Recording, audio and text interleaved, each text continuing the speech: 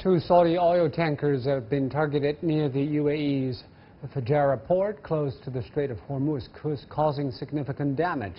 दोस्तों, जब से हिजबुल्लाह के लीडर नसरल्लाह को इजराइल के द्वारा मारा गया है ना, उसके बाद में ईरान एक चीज को लेकर के बिल्कुल क्लियर है, क्योंकि हिजबुल्लाह के इस लीडर की डेथ के बाद में ईरान ने मिसाइल अटैक किया था, बैलिस्टिक मिसाइल्स दाग दी थी इजराइल पे, और अभी तक उस बैलिस्टिक मिसाइल का जो अटैक हुआ था उसका रिवर्ट इजराइल ने नहीं दिया है। बहुत सारी बातें हो रही हैं कि इजराइल जो है वो ईरान की ऑयल फैसिलिटीज पर भी अटैक कर सकता है, तो ईरान की जो न्यूक्लियर फैसिलिटीज डेवलप कर रखी है उन लोगों ने अंडरग्राउंड या फिर कई जगहों पे, तो उनको टारगेट किया जा सकता है। तो ऐसे में अब ईरान की तरफ से कुछ स्टेटमेंट्स ऐसे निकल के आ रहे हैं जिसमें IRGC जनरल है, नाम है बंदे का इब्राहिम रोस्तानी। कहना यह है कि ईरान के पास में न्यूक्लियर वेपन से भी खतरनाक वेपन है, और बोलो उस तरीके के वेपन्स को हमने पहले भी यूज किया है अरब नेशंस के अगेंस्ट में। तो इस चीज को थोड़ा सा और इन्वेस्टिगेट जब किया गया, उनसे पूछताछ की गई, तो उनके द्वारा यह बताया गया कि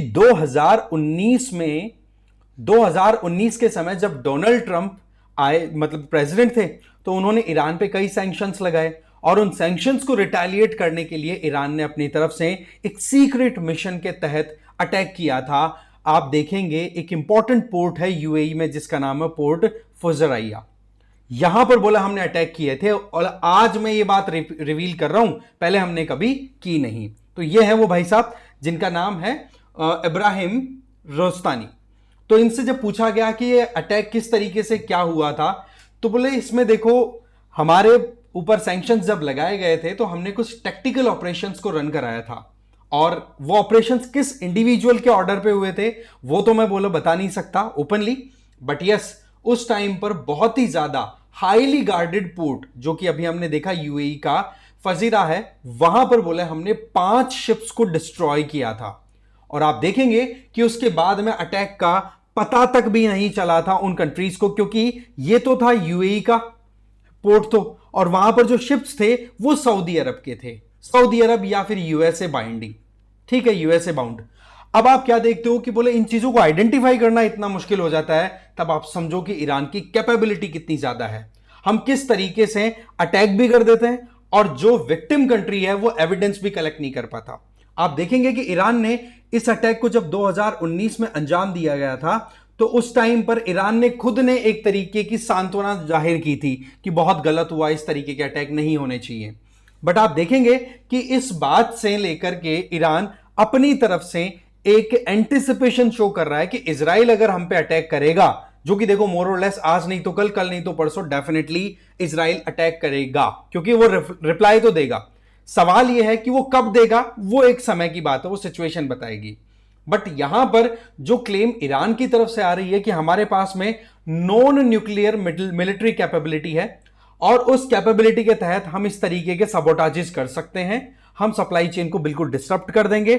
और इस छोटे से एग्जांपल से समझ जाइए कि हम इजराइल और यूएसए को किस हद तक का जवाब दे सकते हैं।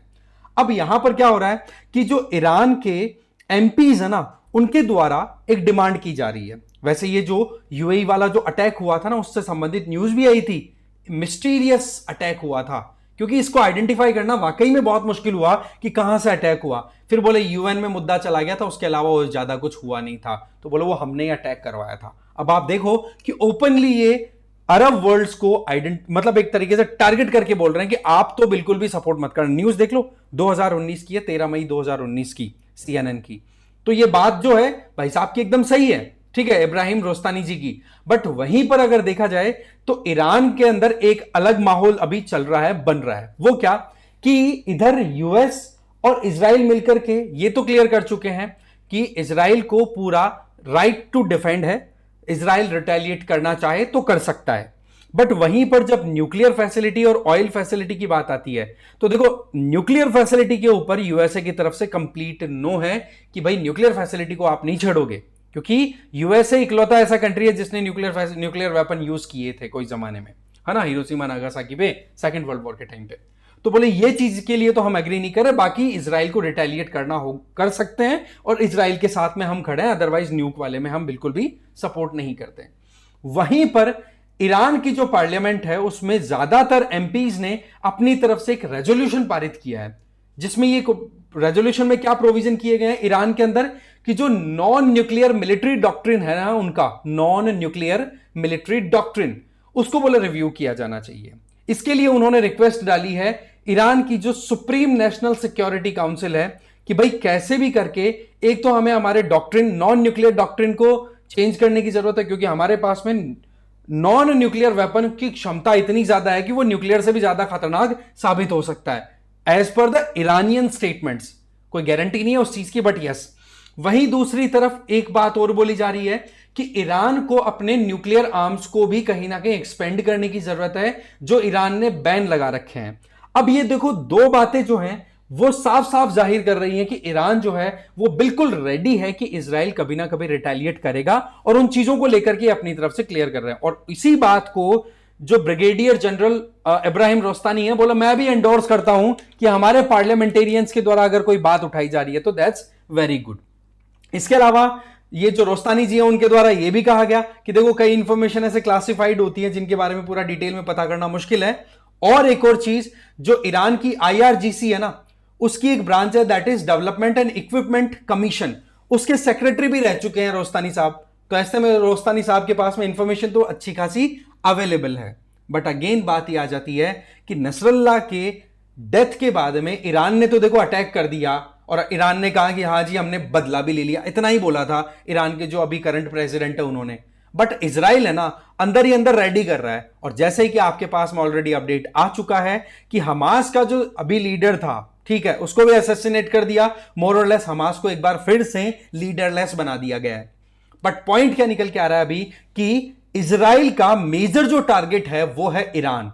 और इसके चलते आप क्या देखते हैं कि लगातार आप यहां पर देखें कि जो बेंजामिन नेतन्याहू है उन पर भी इजरायली जो लीडर्स हैं, इजरायली जो आप कह सकते हैं कि ऑफिसर्स हैं, उनका दबाव है कि आप ईरान के न्यूक्लियर और ऑयल फैसिलिटी को टारगेट करो, आपके साथ हम हैं। पर न्यूक्लियर फैसिलिटी वाला मैंने क्लियर कर दिया, यूएसए ने मना कर दिया है। बट अगेन ये सिचुएशन एस्केलेशंस की दिखती है। अब सवाल यह आता है कि ईरान की जो क्लेम है कि जी न्यूक्लियर वेपन से भी खतरनाक वेपन हमारे पास में है, तो ऐसे में देखो न्यूक्लियर वेपन से खतरनाक वेपन अभी तक तो कोई डेवलप हो भी चुके हैं, तो वो कौन से हैं? क्या ये केवल बातें बनाई जा रही हैं? और दूसरा, जैसा कि आपने वीडियो देखा कि फजेरा के पोर्ट के ऊपर जो अटैक किए गए थे उनसे नो डाउट डैमेज हुए थे शिप्स, पर इतना बड़ा डिजास्टर भी नहीं आया जिसके चलते एकदम से डूब भी गए हों शिप्स, है ना। और वो तो होती इनसे भी अटैक करवा ही लिया करता है ईरान, कोई बड़ी चीज तो है नहीं। तो ऐसे में ईरान की बातों पर विश्वास करना भी एक डाउट वाली चीज है, क्योंकि इंफॉर्मेशन वारफेयर के अंदर यह चीज एकदम क्लियर है कि आप कितना ज्यादा अपनी बात को बढ़ा चढ़ा के कह रहे हो जिससे कि अगला आपकी बातों को सुन के डर जाए। बट इजराइल एक ऐसी कम्युनिटी है जो कि हमें पता है कि वो जो ठान लेते हैं वो करते हैं, अगर वो वॉर की बात आ जाए तब तो वो बिल्कुल ही नहीं जाते। क्यों? क्योंकि उनके सर्वाइवल के लिए एक ही गारंटी है, that is they have to war, और कोई दूसरा ऑप्शन नहीं है। अब यहां पर न्यूक्लियर वेपन्स की अगर बात करें तो अभी तक देखा जाए तो न्यूक्लियर वेपन के अलावा, है ना, आप देख सकते हैं 100 मेट्रिक टन का एक जार बॉम्ब बनाया था यूएसएसआर ने, उसको ट्रायल करा गया था। उससे ज्यादा खतरनाक वेपन तो आज तक बोलो कोई बना नहीं है ना। फिर भी उसके ट्रायल के टाइम पे उसको 50 मेट्रिक टन का भी करना पड़ गया था, रीजन बीइंग कि एरोप्लेन से एयरक्राफ्ट उठा ही नहीं पा रहे थे 100 टन के मटेरियल को। तो ऐसे में फिर छोटा करके फिर उसको ट्रायल पे लिया गया था। तो ऐसे में देखो न्यूक्लियर वेपन से खतरनाक कोई वेपन हो वो तो देखो अभी तक तो कुछ निकल के आया नहीं है। बाकी देखो ईरान है जी, छुपा हुआ देश है, आई मीन बिल्कुल अपनी बातें ओपनली तो कहते नहीं है, बस अब धमकी देने की बात आई है तो भले ही खुल के कह दिया। बाकी तो देखो समय बताएगा कि इजराइल किस तरीके से अपना एक तरीके ईरान के ऊपर अटैक को एग्जीक्यूट करता है, और फिर ईरान क्या उसका जवाब देगा वो समय बताएगा। फिलहाल तो बातें बड़ी बड़ी हो रही हैं। अब आपको एक क्वेश्चन का जवाब देना है, वो क्वेश्चन सिंपल है। आप ये बताओ, एक आइलैंड है जिसका नाम है खर्क आइलैंड। क्या नाम है? खर्क आइलैंड। ये पूछा जा सकता है भाई आपको कहीं पे भी, खर्क आइलैंड है, ये बताओ किस कंट्री की टेरिटरी है नंबर 1, किस कंट्री की टेरिटरी है नंबर 1, और किस पर्टिकुलर रीजन में लोकेटेड है, किस पर्टिकुलर वाटर बॉडी में लोकेटेड है, यह आप मुझे कमेंट बॉक्स में बताएंगे। ठीक है, तो नए अपडेट के साथ में फिर मिलते हैं। इस वीडियो में इतना ही था। Thank you very much for joining me, and PW ज्ञानकोश को फॉलो करते रहिए। Thank you.